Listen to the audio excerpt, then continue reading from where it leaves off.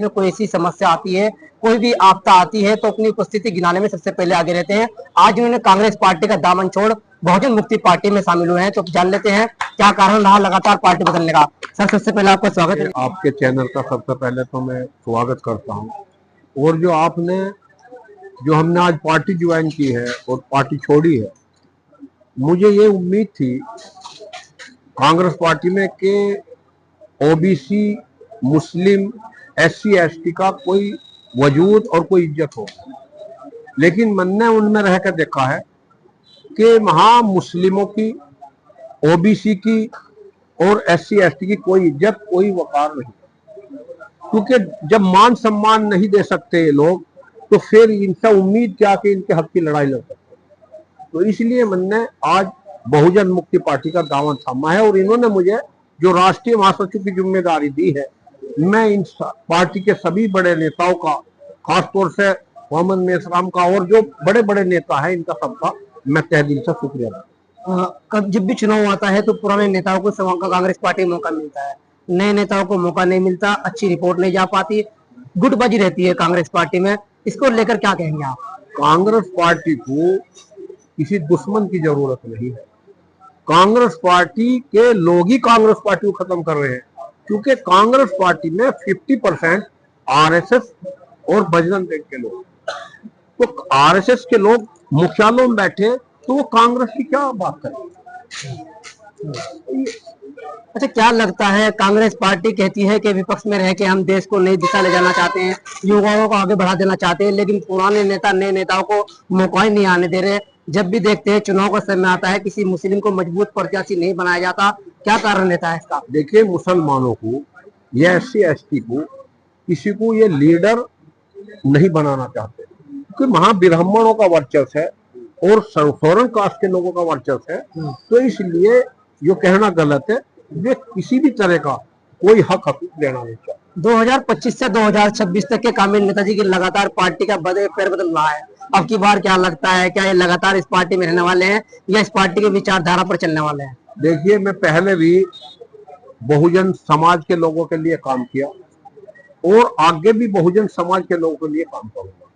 दूसरी बात, अभी जो आपने कहा, कल ही जानसठ तहसील में धरना था। पूरे उत्तर प्रदेश में जो स्टाम्प बिक्री करता और जो क्लर्क लोग हैं और जो दस्तावेज लेखक हैं, उनको हटा के ये उत्तर प्रदेश सरकार अपने लोगों को बिठाना चाहती थी।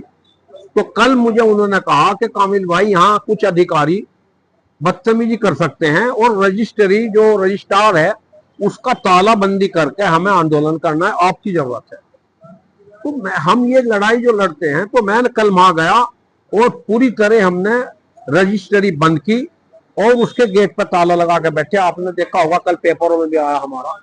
तो हम किसी भी समाज पर कोई जुल्म जाती हो, हम सब उसकी आवाज उठाते हैं। 2027 की क्या तैयारी रहेगी? हमारी तैयारी ये रहेगी कि हमें पश्चिम उत्तर प्रदेश की जिम्मेदारी जो साहब ने दी है, पूरी ताकत के साथ घर घर और गांव गांव में और बूथ स्तर तक हम अपनी पार्टी का, बहुजन मुक्ति पार्टी का वर्चस्व खड़ा कर देंगे और ऐसा वर्चस्व खड़ा कर देंगे कि हमारे बिना किसी की सरकार नहीं बनेगी।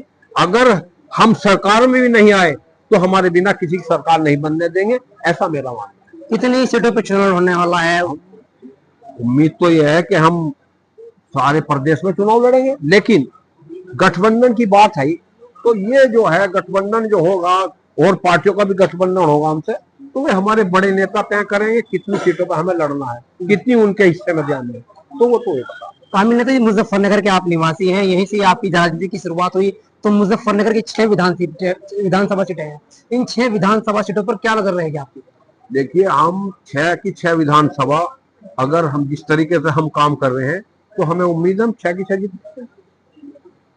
हम तो उम्मीद पर काम कर रहे हैं और अल्लाह ताला भी कहता है कि मेरे से उम्मीद करे तो मैं उसे निराश नहीं करता। तो हमें ऐसी उम्मीद है हम 6 की 6 जीतेंगे। बड़े दरबल के साथ आज ज्वाइनिंग की है, काफी संख्या में लोग दूसरी पार्टी छोड़कर आपके साथ शामिल हुए हैं पार्टी में, क्या कहना चाहोगे? देखिए, जो लोग मेरे साथ आए हैं, जो पार्टी ज्वाइन करी है, मैं ही इनके साथ हूं और हमेशा ये लोग जो मेरे साथ हैं, मैं इनसे नहीं हूं। ये जो ये है, ये मेरे से नहीं है, मैं इनसे हूं। यही मुझे जहां कहते हैं मैं इनके साथ चलता हूँ। एक आपके साथी जो हमेशा आपके साथ क्षेत्र से तो रहते हैं, वीरेंद्र गुज्जर जी, वो तो आजाद समाज पार्टी के दामन थाम चुके हैं। देखिए वो जो विनोद गुज्जर जी हैं वो बड़े नेता हैं और वो गुज्जर महासभा के भी राष्ट्रीय महासचिव हैं। उनके जो मामा हैं वो भी बसपा में कैबिनेट मंत्री रहे, मुझे भी भांजा बहुत मजबूती से मानते हैं, लेकिन अभी उनसे बातचीत नहीं हुई। मुझे उम्मीद है अगर हम उनसे बात करेंगे रहेंगे तो वो भी हमारे साथ आ जाएंगे। ठीक है, ये थे हमारे साथ कामिल नेता जी, जो हमेशा दबे कुचलों की आवाज उठाने के लिए सक्षम रहते हैं। एक यही नेता मुजफ्फरनगर के अंदर ऐसे हैं, अगर किसी पे कोई भी अत्याचार होता है तो ये टीम की इंतजार नहीं करते, खुद ही पांव पांव चले जाते हैं। इसी तरह ये पार्टी में नया वजूद बनाना चाहते हैं और मुजफ्फरनगर में इनको जो है बड़ी जिम्मेदारी जो है राष्ट्रीय लेवल पे दी गई है, तो लगता है 2027 में शायद मेहनत कर पाएंगे। अब देखना ये है विधानसभा 2027 में कितनी पार्टी से गठबंधन करते हैं और कहां कहां के प्रत्याशी